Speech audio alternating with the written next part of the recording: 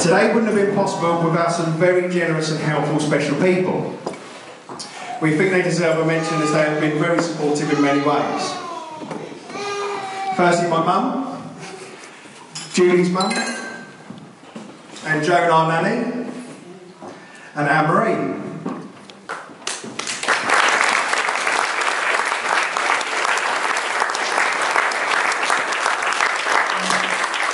Each one of you has been extremely supportive and generous with your time and money.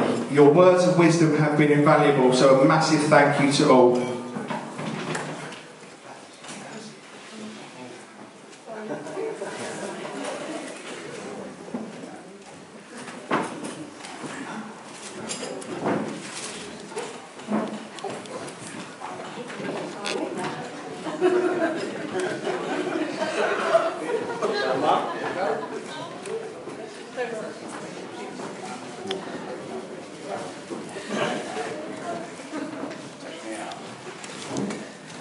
Okay, Dave, your generosity and drive for us to have a perfect day has been amazing.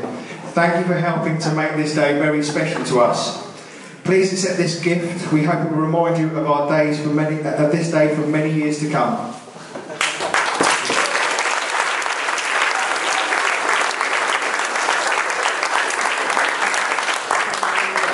Right, our brilliant ushers, Matt, who's Julie's brother.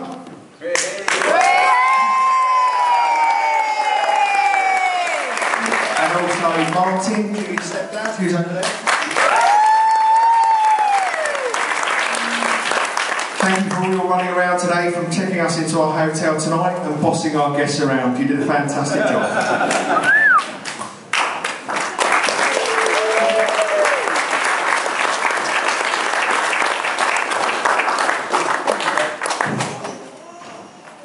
Also to Beth and Gina, thank you for keeping Julie calm this morning.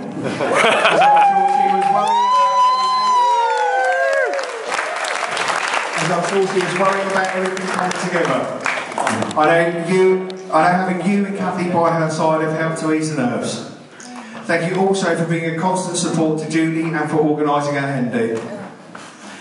Now, Julie already gave you your presents this morning, as we wanted you to wear them today, but also please accept this one last gift of thanks. It's 50 Shades of Grey. Gina's already got.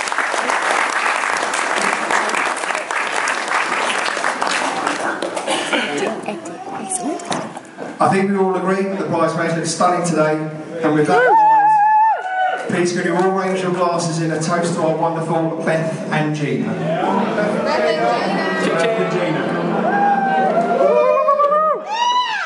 Go for it. You go, girl.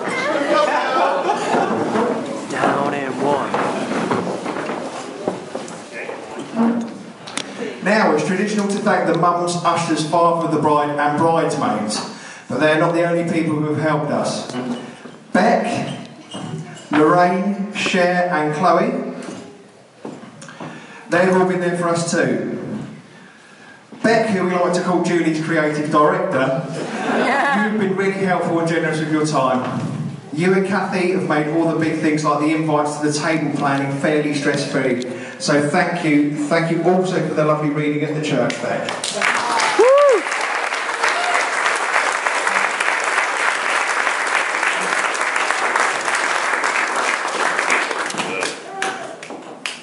And also Lorraine and my mum. Thank you for providing the transport for Julie and her entourage. It was very nice to have an important job taken away from us.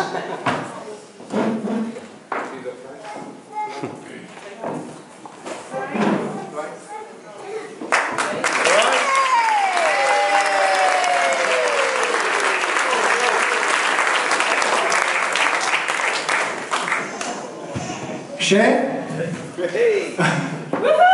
Thank you for all your advice and support leading up to the big day. Thank you for being an amazing host and putting up with an alcohol-fueled childish behaviour and grey wheel drive on my stag do. And of course for making amazingly fantastic bacon sandwiches in the morning. Hey! Oh yeah!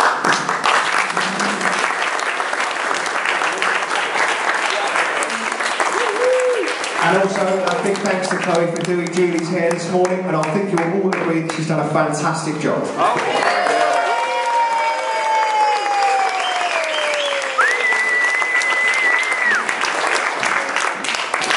Right then, now there is a rule of wedding etiquette that states that nobody should look more handsome than the groom. And I'd like to thank our ushers Matt, Martin, Matt and Roger for sticking to those rules so well. So thank you very much.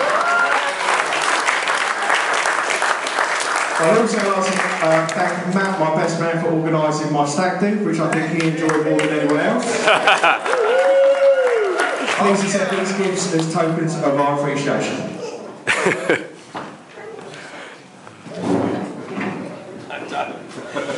Read the cards.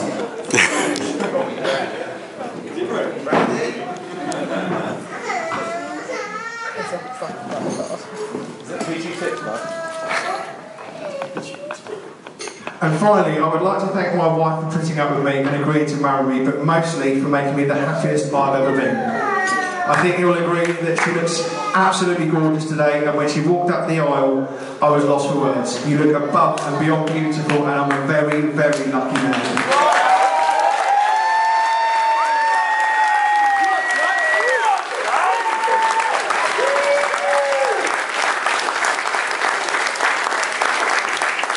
There are many reasons why I fell in love with Julie. If I had to single out one or two of them, firstly would be her for her infectious laugh and her ability to light up the room when she does it. Yeah. And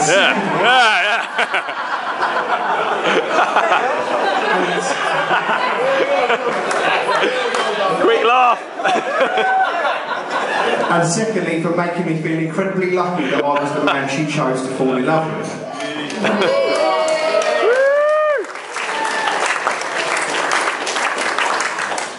Also, once people knew I was getting married, I had the usual bucket load of advice. But one of the best bits of advice was, in order to get along in marriage, the husband should always have the last word.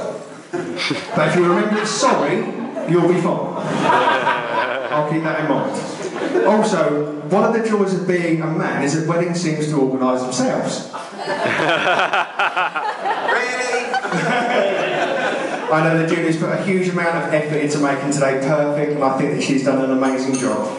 Please can I ask you all to stand for the first time in my saying and raise your glasses to my wife, Julie Tyler.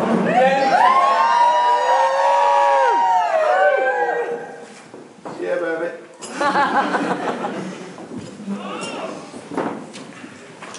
Right, now before I finish up, I'd like to say a few words about my best men. Roger, thank you for being so much more than just my brother. A close friend, a caring, selfless person, always willing to guide me through all my troubles, giving me advice when needed, even when I'm wrong but won't admit it. It's really comforting to know that you're always there for me, so thank you. Yeah. And Matt,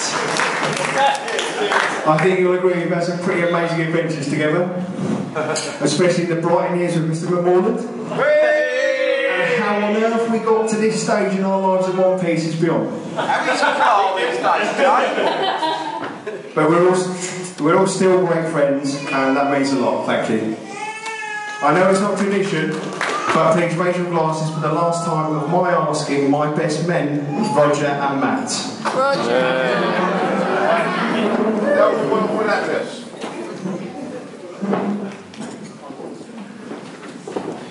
However, there are some that I need to make quite clear before you hear the best men's speeches. They're actually both compulsive liars and always bend the truth to make fun of them. And, funnily enough, they are renowned to tell a fib or two from time to time. As I say, they've all been there for me and I wouldn't want you to go upset them. So if you could bear that in mind and join Roger and Matt in an episode of Jack and Ori, I would appreciate it. So without further ado, I'd like to hand you over to my